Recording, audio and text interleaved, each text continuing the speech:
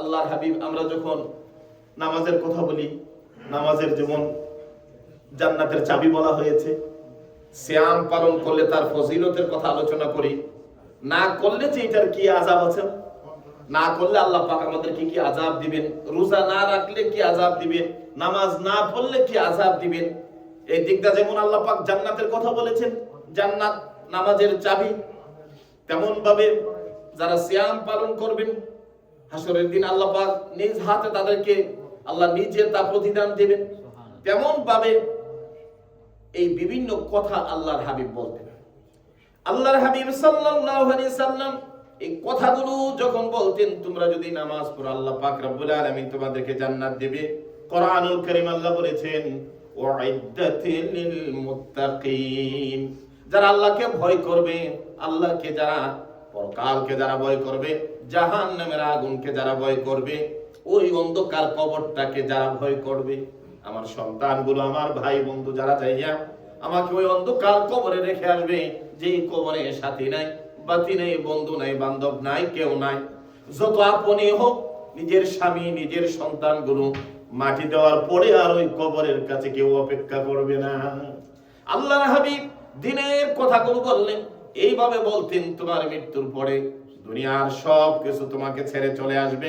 আল্লাহ নবী বলেন, তোমার মৃত্যুর পরে তিনটা জিনিস কবর পর্যন্ত তোমার সাথে যায়, দুইটা জিনিস চলে আসবে, একটা জিনিস তোমার সাথে হবে, দুইটা তিনটা জিনিসের মধ্যে সাহাবীরা বলল, ইয়া রাসূলুল্লাহ, এই তিন জিনিসের মধ্যে কি কি জিনিস ফিরে আসবে আর কি আমার সাথে থাকবে? আল্লাহ নবী বললেন, তোমার মৃত্যুর পরে তোমার আওলাদ, তোমার ছেলে মেয়ে, তোমার ভাই বোন, তোমার আত্মীয় স্বজন, যাদেরকে দুনিয়াতে এত বেশি আপন করলা, যাদের জন্য এত কিছু করলা, ওই মানুষগুলো পাড়া দিয়া দিয়া তোমাকে মাটি দিয়ে তারা আবার বাড়ির দিকে ফিরে আসবে।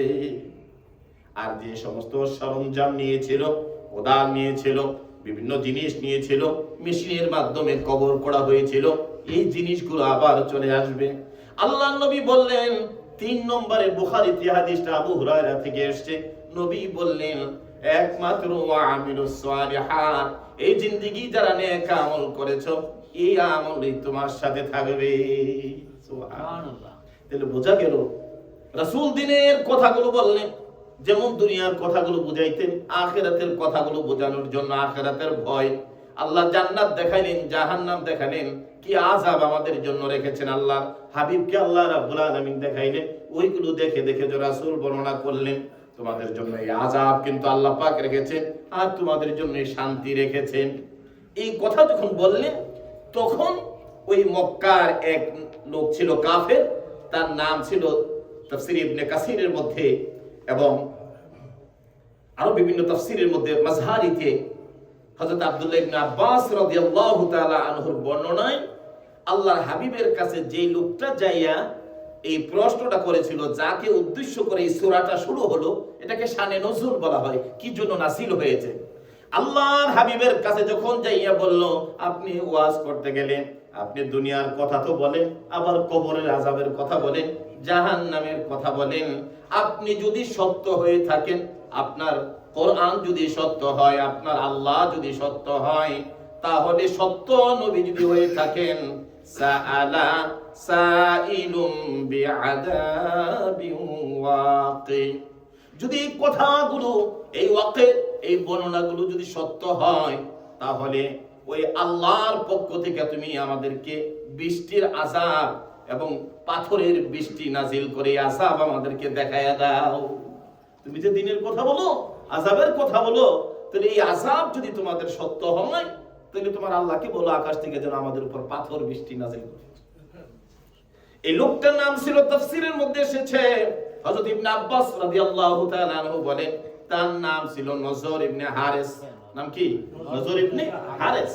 নজর ইবনে হারিস যে আল্লাহ নবীকে বলল, ইয়া রাসূলুল্লাহ, তুমি যে দ্বীনের দাওয়াত দাও, তুমি যে এই দ্বীনের কথা বলো, কোরআনের কথা বলো, যদি এই কথাগুলো যদি সত্য হয়ে থাকে, তাহলে তোমার আল্লাহকে বলো আকাশ থেকে যেন আমাদের উপরে যেন বৃষ্টির পাথর যেন নাজিল করে। তার এই কথাগুলো আল্লাহ পাক ধরে ধরলেন। ওয়াইজ ক্বালু, ওই লোকটা নজর ইবনে হারিস বলল, আল্লাহুম্মা ইন কানা হাদা হুয়াল হাক্কা মিন ইনদিকা ফাআমতির আলাইনা হিজারাতাম মিনাস সামা। হিজারুন বলা হয় আরবিতে পাথর। যদি তোমার রবের কথাগুলো যদি সত্য হয়ে থাকে তাহলে বলো তোমার রব যেন আকাশ থেকে বৃষ্টি পাথর নাজিল করে। তার এই কথাগুলো আল্লাহর হাবিব যদি দোয়া করতেন তাহলে আল্লাহ রাব্বুল আলামিন অবশ্যই নাজিল করতেন। আল্লাহ পাক রাব্বুল আলামিন বললেন, নজর ইবনে হারিস রে, তুমি অপেক্ষা করো, তোমার এই আযাব, তোমাদের এই সমস্ত কাফেরদের আযাব আল্লাহ দুনিয়া এবং আখিরাতে তোমাদের জন্য নির্ধারণ করে রেখেছেন। কোরআনুল কারীম আল্লাহ রাব্বুল আলামিন বলেছেন, লিল কাফিরিনা লাইসা লাহু দাফি'। আল্লাহ বলেন কাফেরদের জন্য যে আযাব আল্লাহ নির্ধারণ করেছেন, এই আযাব দুনিয়ার কোনো শক্তি রোধ করতে পারবে না। আমি আযাব নাজিল করব, আমি আযাব নাজিল করব, এই আযাব আমি দুনিয়াতে দেব এবং তার জন্য আখিরাতে আমি আল্লাহ রেখে দেব। আমি আল্লাহ রাব্বুল আলামিনের এই আযাবকে রোধ করার ক্ষমতা আল্লাহ কাউকে দান করেন নাই। ওই যে আল্লাহর এই কাফের বান্দা নজর ইবনে হারিস আল্লাহ নবীকে কষ্ট দেওয়া শুরু করলেন। বিভিন্ন সময় যে পাথর বৃষ্টির কথা বলেন, বিভিন্ন সময় যে বিভিন্ন প্রশ্ন করেন। আল্লাহ নবী কথাগুলো ধৈর্য ধারণ করলেন। মক্কা থেকে মদিনাতে হিজরত করলেন। মদিনাতে হিজরত করার রমজান মাস চলে আসলো, বদরের 17 তারিখ রমজানের এমন সময় মক্কা থেকে প্রায় 2000 তীরন্দাজ এবং ঘোড়া বাহিনী নিয়ে, বিভিন্ন সৈন্য বাহিনী নিয়ে মদিনাকে আক্রমণ করার জন্য তারা বদর নামক জায়গাতে আইসা আল্লাহর হাবিবের কাছে খবর পাঠাইলো, আমরা এই জায়গার মধ্যে তোমাদের সাথে যুদ্ধ করতে চাই। আল্লাহর হাবিব 313 জন সাহাবী নিয়া বললেন, এই বাহিনীর জন্য যদি আমরা না দাঁড়িয়ে যাই তাহলে যদি মদিনা যদি দখল করে ফেলে, এই মদিনা থেকে আর কোনোদিন কোরআনের বাণী আর প্রচার হবে না। সাহাবীদেরকে বললেন, তোমরা কে কে আছো রেডি হয়ে যাও। আল্লাহর নবীর প্রাথমিক অবস্থায় আল্লাহর নবীর সাহাবীদের মধ্যে 313 জন সাহাবী দাঁড়িয়ে গেল, বলল, ইয়া রাসূলুল্লাহ, আমরা যুদ্ধের ময়দানে শহীদ হয়ে যাব, তবু গো রাসূল আপনাকে ছেড়ে আমরা আসব না। সুবহানাল্লাহ। আল্লাহর হাবিব রওনা হয়ে গেলেন, 313 জন সাহাবী নিয়ে চলে গেলেন বদরের প্রান্তরে। মক্কা শরীফ থেকে 70 কিলোমিটার দূরে আল্লাহর হাবিব সেখানে চলে গেলেন। যাওয়ার পরে এই মরুভূমির মধ্যে প্রচন্ড গরম ছিল, তখনকার এই মাসটা ছিল গ্রীষ্মকাল ছিল। মক্কা শরীফের প্রচন্ড গরম। এই পথ অতিক্রম করে যাইয়া বদরের প্রান্তরে যাইয়া পৌঁছলেন। একদিন চলে গেল, দ্বিতীয় দিন সাহাবীরা বলল, ইয়া রাসূলুল্লাহ, কিতাবুল মাগাজির অধ্যায় চলে আসলো। রাসূল গো, আমরা যে বদরের প্রান্তরে আসলাম, হয়তো আমরা আগামী কাল বা তারপরে আমরা যুদ্ধ শুরু করব। এই মুহূর্তে আমাদেরকে আমরা যে পানি নিয়ে আসছিলাম, পানিগুলো তো রাসূল শেষ হয়ে গেছে, আমরা কোথায় পানি পাবো? আমরা পানি খেয়ে কোথায় পানি পেয়ে আমাদের কলিজা ঠান্ডা করব? আল্লাহ নবী বললেন, এখনো তো যুদ্ধ শুরু হয় নাই, যুদ্ধের আগেই তোমাদের পানির অভাব পড়ে গেল, এই মুহূর্তে পানি কোথায় পাওয়া যাবে? কয়েকজন সাহাবী দৌড়ে চলে আসলো, বলল, ইয়া রাসূলুল্লাহ, ওই পাশে একটা কূপ দেখা যায়, শুকনা কূপ পড়ে আছে গো রাসূল, ওখানে যান। আল্লাহ হাবিব গেলেন, সেখানে যাইয়া নবীজির একটু থুতু মুবারক দিলেন। সুবহানাল্লাহ। বুখারী শরীফে হাদিস শরীফে আসছে, নবীজি থুতু মুবারক ফেলার সাথে সাথে কূপটার মধ্যে আল্লাহ পাক পানি জারি করে দিলেন। এই কূপের নাম হলো বীরে শিফা। সাহাবীরা ওযু করলেন, পানি খাইলেন। আজও আল্লাহ রাব্বুল আলামিন এই কূপ জারি রেখে দিলেন। আজও সেই কূপের পানি জমজমের কূপের মতো পানি প্রবাহিত হচ্ছে। সব সময় সেখান থেকে মানুষ, বীরে শিফা এই কূপকে বলা হয়েছে, সেখানে অনেক মানুষ চলে যায়। সুবহানাল্লাহ। আল্লাহর হাবিবের সাহাবীরা ওখানে উযু করলেন, পানি খাইলেন। বদরের প্রান্তরের যুদ্ধ চললো, যতদিন পর্যন্ত চললো পানি খায়া যুদ্ধ করতে লাগলেন। আল্লাহ রাব্বুল আলামিন বদরের প্রান্তরে মুসলমানদেরকে বিজয় দান করলেন। যেদিন দান করবেন তার আগের দিন রাত্রে আল্লাহর হাবিব সাল্লাল্লাহু আলাইহি সাল্লাম আবার বদরের প্রান্তরে চলে গেলেন। যে নবীজির হাতে যে আসা ছিল, লাঠি ছিল, এই লাঠি দিয়ে নবীজি এইভাবে গোল দাগ দেওয়া শুরু করলেন। এই দাগের ভিতরে আগামীকাল মারা যাবে আবু জেহেল, এই দাগের মধ্যে আগামীকাল মারা যাবে নজর ইবনে হারিস, যে সবসময় আল্লাহর পক্ষ থেকে আযাবের কথা বলতো। নবীজি এইভাবে কয়েকজন বড় বড় কাফেরদের দাগ দিলেন, আর এইভাবে বললেন, এই জায়গার মধ্যে আবু জাহেলের মৃত্যু হবে, এই জায়গার মধ্যে নজর ইবনে হারিসার মৃত্যু হবে, এই জায়গার মধ্যে মুখের মৃত্যু হবে। যুদ্ধ শেষ হয়ে গেল। দেখা গেল মুসলমানের হাতের মধ্যে যারা মৃত্যুবরণ করেছে, কাফের গুলো দুনিয়া থেকে বিদায় করে দিয়েছে, প্রত্যেকের লাশগুলো আল্লাহর নবী যেই জায়গার মধ্যে দাগ দিয়েছিলেন ওই জায়গার মধ্যে তাদের লাশগুলো পড়ে আছে। সুবহানাল্লাহ। বিজয় গান করলেন। আর ওই বদরের প্রান্তরে যে আল্লাহর নবীর কাছে যাইয়া বলতো সাআলা সাইলুম বিআযাবি ওয়াকি, তুমি যদি রাসূল সত্য হও তাহলে তুমি আযাব দিয়ে আকাশ থেকে বৃষ্টির আযাব দিয়ে আমাদেরকে দেখাও।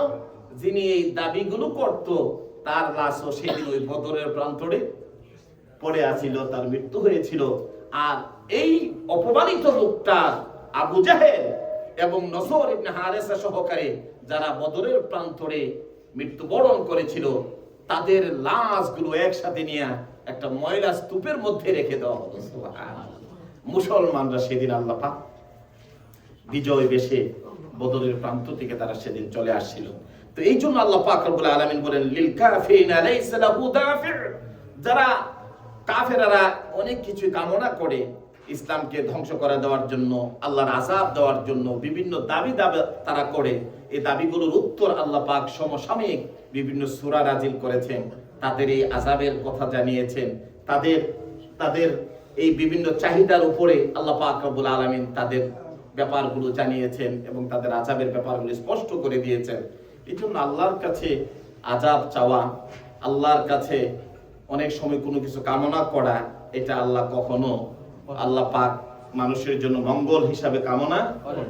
অনেকে আছে অনেক অভাব পড়ে গেছে, অথবা যে কোনো ব্যবসা বাণিজ্য যে কোনো কারণে অনেক দুঃখ আপনাকে স্পর্শ করে ফেলেছে, সহ্য করতে পারছেন, আল্লাহ কেন নেয় না, আল্লাহ কেন আল্লাহর আযাব দিয়ে আমাকে ধ্বংস করে দেয় না, অথবা অন্য কাউকে এমন ব্যথা পাইছে যে আল্লাহর আযাব দিয়ে তাকে কেন। এই কথাগুলো যেমন অন্যের জন্য বলা যাবে না, নিজের জন্য বলা যাবে না। মুমিন সবসময় আল্লাহর কাছে এই বিপদ থেকে উদ্ধারের জন্য আল্লাহর কাছে দোয়া করতে হয়, আল্লাহ এই বিপদ থেকে তুমি ছাড়া আমাদেরকে আর কেউ উদ্ধার করতে পারবে না। আল্লাহ কোনো বিপদ আসলে সেইটাকে আমাদেরকে ধৈর্যের সাথে মোকাবেলা করার তৌফিক এনায়েত করো। এই জন্য আল্লাহর কাছে সর্ব অবস্থায় কোনো বিপদ আসুক, মুসিবত আসুক, আল্লাহর কাছে কি চাইবেন? ধৈর্য চাইবেন। ধৈর্য আল্লাহর কাছে যেন ধৈর্যের সাথে যেন এটা মোকাবেলা করা যায়। এই জন্য কোরআনুল কারীম আল্লাহ বলছেন ওয়ালা নাবলুওয়ান্নাকুম বিশাইইম মিনাল খাউফি ওয়াল জুউ ওয়া নাকসিম মিনাল আমওয়ালি ওয়াল আনফুসি ওয়াত থামারাত ওয়া বাশশিরিস সাবিরিন। যারা ধৈর্য ধারণ করবে, যারা বিভিন্ন আযাব মুসিবত আসার পরে আল্লাহর কাছে আযাব চাইবে না, আল্লাহ তাকে মৃত্যু দেওয়ার জন্য বলবে না, আল্লাহ জাতিরে ধ্বংস করে দাও এই কথা বলবে না, যারা ধৈর্য ধারণ করবেন আল্লাহ রাব্বুল আলামিন বলেন আমি আল্লাহ ওই ধৈর্যশীলদের সাথে আছি। আমি তার উত্তম প্রতিদান দিয়ে, আমি তার সেই কষ্টের দিনগুলোকে দূর করে দিয়ে আমি সুখ দিয়ে ভরপুর করে দেব যদি তুমি ধৈর্য ধারণ করতে পারো। এই জন্য ধৈর্য ধরতে হবে।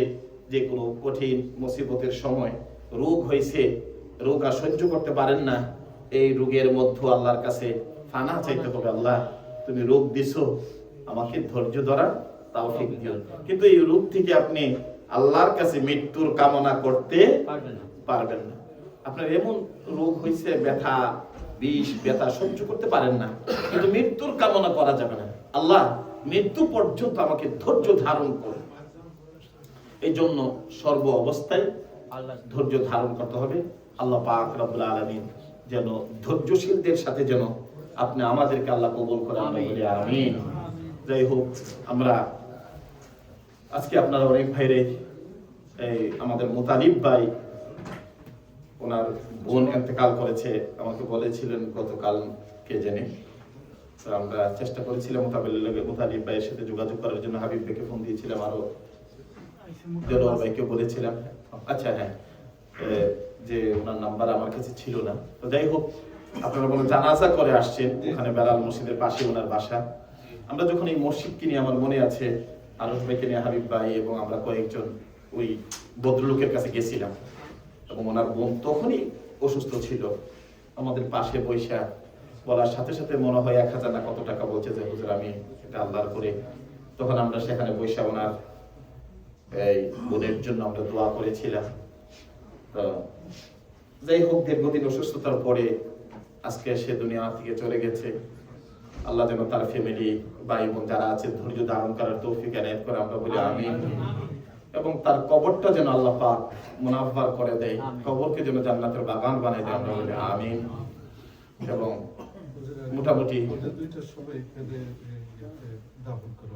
আর নামাজ, হ্যাঁ 151 না 151 বিহার মানুষটা আছে। তাহলে আমরা ইনশাল্লাহ অনেকেই জানাজা যেতে পারি না, যেহেতু আজকে শুক্রবার ছিল, এমন এক সময় জানাজার সময়টা দিয়েছে। তো আর যেহেতু আমাদের এখানে আছে, কেউ যদি সেই মাইয়াতের কবরস্থ পর্যন্ত যায়, ও